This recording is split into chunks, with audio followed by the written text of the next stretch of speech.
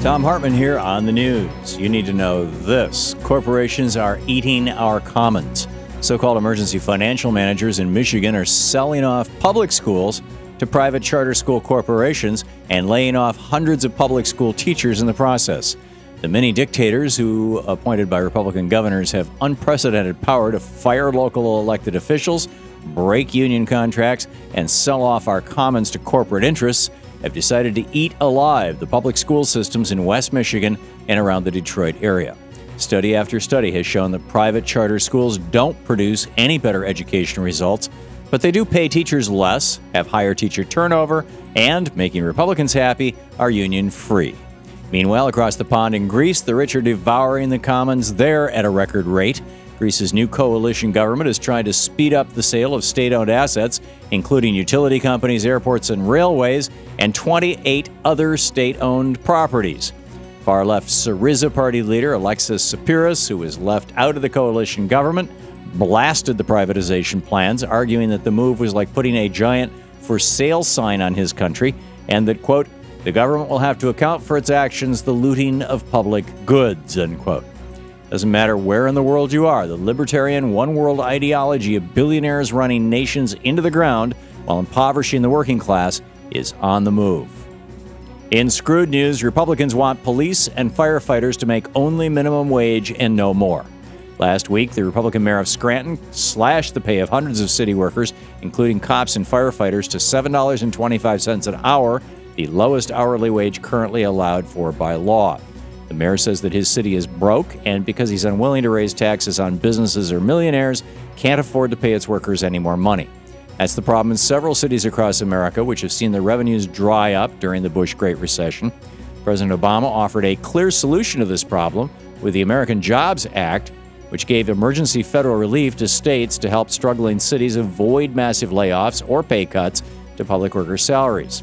Unfortunately, Republicans have blocked the American Jobs Act, so police and firefighters across America are joining Walmart workers in the ranks of the working poor. To add insult to injury, Republicans are also fighting a Democratic effort to raise the minimum wage, which currently has less buying power today than it had in 1968. In the best of the rest of the news, President Obama is picking a fight with Republicans over taxes.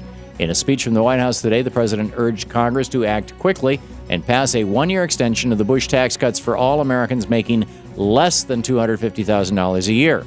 Republicans, however, are planning to vote on a bill this month to extend the Bush tax cut for the super rich as well, giving millionaires and billionaires another hefty tax cut. That's likely to set up another showdown between the White House and congressional Republicans, as presidential advisor Robert Gibbs warned on Sunday that President Obama is 100% committed to not extending tax cuts for the richest Americans, noting that the last decade of a poor economy proves that such tax cuts don't work. The question ahead is simple. Should we continue with the Reagan and Bush tax cuts that crashed our economy and created wealth inequality levels in America not seen since before the stock market crash of '29? Or should we make the Romney-level super rich pay their fair share in taxes again, just like they did from World War II all the way through the 1970s when the nation was booming? Americans are desperately looking for relief, meanwhile, from record-breaking heat waves scorching the nation. In thousands of locations across the country, all-time high temperature records were broken, and according to some reports, as many as 45 people have died from the heat. Here in the nation's capital, temperatures topped 95 degrees for 11 straight days. That's the first time that's ever happened in 141 years of record-keeping. And while Republican lawmakers will likely dismiss the freak heat as, it's just summer, the facts can no longer be ignored. We could be on pace for the hottest year ever on record, and it's no coincidence that the 12 current hottest years in history all occurred in the last 15 years. To anyone who's not bought off by oil, coal, and natural gas money, the picture is clear. Our planet is changing and becoming a more and more dangerous place. A new report suggests that the state of Florida may have covered up the worst American tuberculosis outbreak in the last 20 years. Shortly after Governor Rick Scott signed into law legislation to downsize that state's health department last year, officials in the state noticed a sudden spike in cases of tuberculosis and notified the Centers for Disease Control.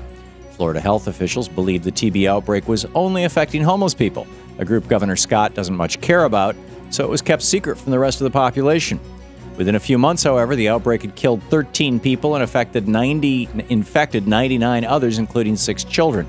Over the last 2 years, health officials believe as many as 3,000 people may have been exposed to the TB strain, and the vast majority of them have not been located. Some might even include Rick Scott's rich buddies.